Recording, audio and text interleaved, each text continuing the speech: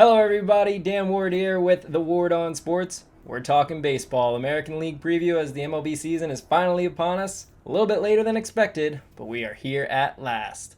Donning the Phillies cap, the Twins shirt, my two favorite teams. You may see a little bit of bias. If you've watched the NL preview, you know about it with the Phillies. You may see a little bit with the Twins, but overall, I just love baseball. I try to give my honest opinion. I see things maybe a little bit differently, maybe with more optimistic perspective. But overall, I try to give you my true heartfelt predictions. So let's get into it. We're going to start out East in the American League, move out West, and finish with my Twins and their Central Division. The American League East is probably the best division in baseball. Definitely should be one of the most exciting. Some people have three, sometimes people even have four teams going to the playoffs from the American League East.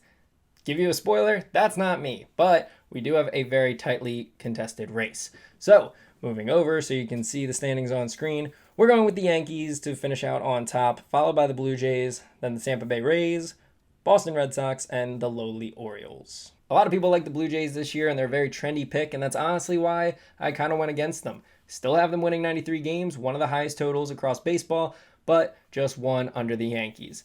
Pitching could be a question mark for the Yankees. You'll hear that with the Red Sox, my quick point about them. But I don't suspect it to be as bad as a lot of people think.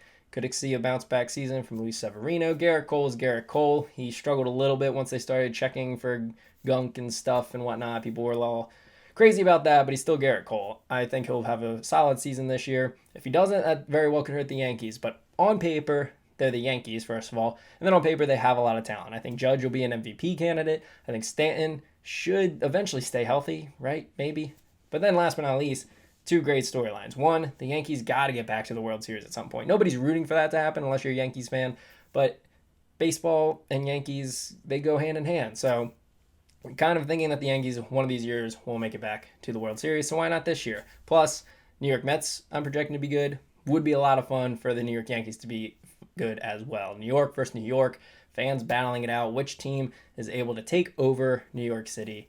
That could be a lot of fun as well. So taking the Yankees, 94 wins. Blue Jays just under at 93. They did lose Robbie Ray, and I don't think that is being talked about enough. Their starting pitching still is solid, and their offense should be phenomenal. There's no question about that. In any other division, I'd have them high 90s winning their division, except maybe the NL West because of the Dodgers. But this is going to be a tight battle. I think it could go either way. They could finish as high as first, as low as fourth. I think that really first or second is where that would be. But for me, we'll take them to finish in second in a wild card spot. As for the Rays and the Red Sox, can't pick against the Rays until they give me a reason not to. Until they don't make the playoffs, I'm not going to pick them to miss the playoffs. On paper, I think they lost maybe a little bit something offensively, but Corey Kluber is probably going to look like his Cy Young self again because that's just what happens when you go to Tampa Bay. Shane McClanahan is one of my Cy Young candidates for this season, so I think pitching will again be their strong suit. They always find a way. I think they have a down year, 87 wins, but that'll still be enough for them to make the playoffs. Meanwhile, the Red Sox have a ton of offense, one of the best lineups. Again, this whole division is stacked offensively, but their pitching staff is the one that I have the most questions about, and I think that'll be the difference maker. 500 team, could bump up, could steal a spot from the Rays. I don't think that they are a top two team, but then again, when they won 108 games, I think I had them finishing fourth, so Red Sox are still confusing to me. They love playing for Alex Cora. They have a good group. They brought in Story. So certainly could go anyway. I think any order that you have those four teams, you are correct. You're not wrong. Whatever order you have those four teams is definitely a possibility this year. The only bank is that the Orioles are in the bottom. 100-plus losses. Bright future ahead. And the Yankees will hit like 5 less homers than them because they move left field back. So there's something. Moving on out west, it's going to be a nail-biter. This could be a very interesting division, although I do have it kind of mediocre. Seattle and Houston tied at the top. The Angels finishing third, Rangers fourth, and Oakland fifth. I think that's pretty obvious to have Oakland finish at the bottom in this division. Now, the question comes in, where will the Angels be? We're going to start there first because the Angels are a team that consistently, everybody is hoping will make the playoffs. We got to see Mike Trout, and now we have to see Shohei Ohtani in the spotlight of the playoffs. But every year, pitching is a problem. Every year, they seem to disappoint and just prove that they are mediocre. So, in the past, I've banked on them. I've said this is the year, similarly to how I am having other teams say, until you change it, like the Rays, I'm not going to pick against you. Until you change it, Angels, I'm not going to pick for you. So, Angels, I'll just have sitting measly in the middle, right around 500, giving them one game less just to be a little bit spiteful. But then the Mariners and the Astros. The Astros are the team that, again, until you prove to me that you shouldn't make the playoffs, I'm going to have to keep adding you to the playoffs. I decided to make it a little bit fun. I think the Mariners do have a legitimate shot at winning the division. That's another trendy pick. And there is the storyline of, hey, they were minus 50 in run differential. They had a lot of close games, a lot of one run games. They were lucky last year. Yes, but they also added a lot of talent. They brought in the reigning Cy Young Award winner. They have more offense with Jesse Winker and Eugenio Suarez. So they made some additions. They were lucky last year, but I think the skill that they brought in will balance out the loss of luck that they obviously won't have.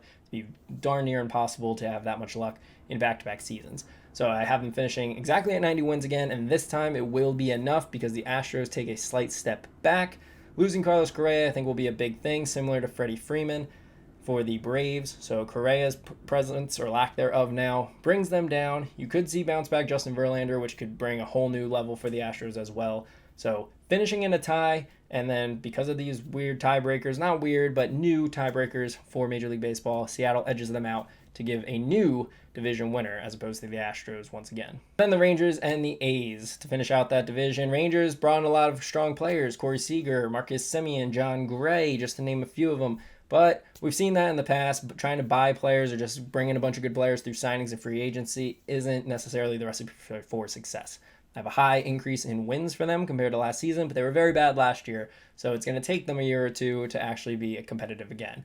Maybe they take a huge leap. Maybe they surpass the Angels. Maybe they're able to sneak into a wild card spot. Don't think that they will be competing for the division. They should be an exciting team, a fun team to at least talk about with all their star talent now, but still towards the bottom of the division. And then the Athletics will not be a good team. They had a fire sale, yes. Bob Melvin's gone as well, so that could be huge. But they're still the Athletics. They still find a way to maximize talent. They very well could finish ahead of the Rangers just because they are great at taking no-name players and making them into stars, or at least players that win games. So not 100 losses. I think that's a safe lock. If there is anything that says they'll lose 100 games, I think you would take the under on that. Not a good team. Bottom of the division is what I'm expecting, but they will still prove to us that they know how to build and rebuild very quickly.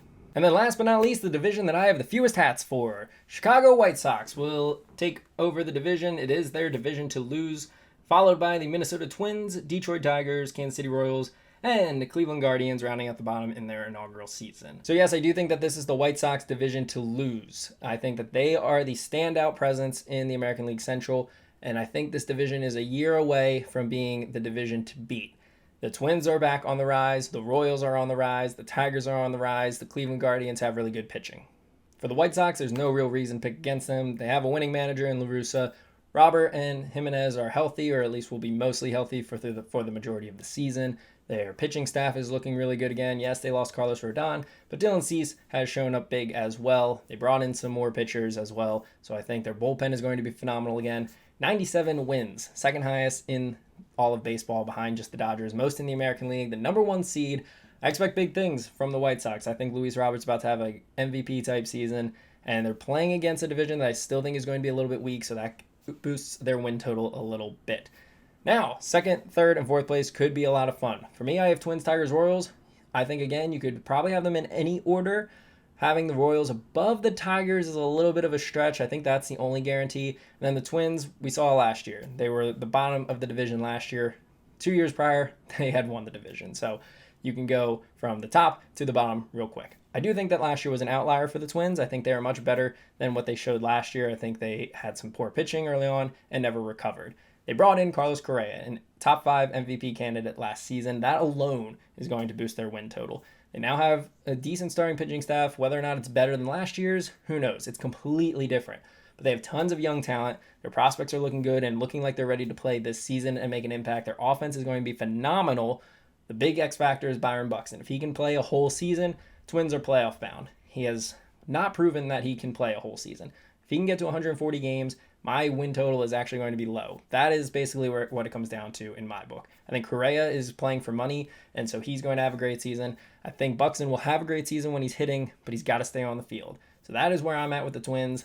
I think that they definitely have a shot at a wild card spot. I don't know if they can actually take down the White Sox this season. A lot of things would have to go right for that to happen, but I think they had a great offseason, brought in a lot of good talent. They have a legitimate shortstop. They have a legitimate team all the way around. No true weakness in this lineup. And then their pitching staff, as long as they can be an average pitching staff or better, they have a real shot. So I'm picking them for a bounce back year, second in the division, just missing out on the playoffs, but definitely with a chance if just a couple of things go right. And then the Detroit Tigers are a very popular pick, but I still think they're 1 year away. Great second half of last season, a winning record last season, tons of talent coming in. Spencer Torkelson, Casey Mize, Tarek Skubal, some great players. Miguel Cabrera able to lead the way as the veteran leader, a future Hall of Famer. But I think they just need 1 more year. That's all it comes down to. Keep the same roster. They had a great offseason, build the chemistry, get the young guys some more experience, and then next year they will have a true shot to compete for the division. So next year will be a lot of fun for the Tigers. This year, I think they just are relying too much on the young talent in order for them to be successful. Next year, more of a veteran team with the young guys getting that extra year. Look out, Detroit. Kansas City Royals. I think they're actually a solid team. They actually have a pretty solid offense on paper, and their pitching staff is usually pretty good. They know how to build the arms over there. Bringing back Zach Greinke, that certainly will boost morale, boost fan attendance. I think that the problem with them is that their opponents, the Tigers and the Twins and the White Sox, all got better this offseason, more so than they did. I think the margin which they got better is bigger. So the Kansas City Royals, I have around the same amount of wins. Right now it's 71, mostly for the math in that department. But Bobby Witt Jr. is there for the Royals.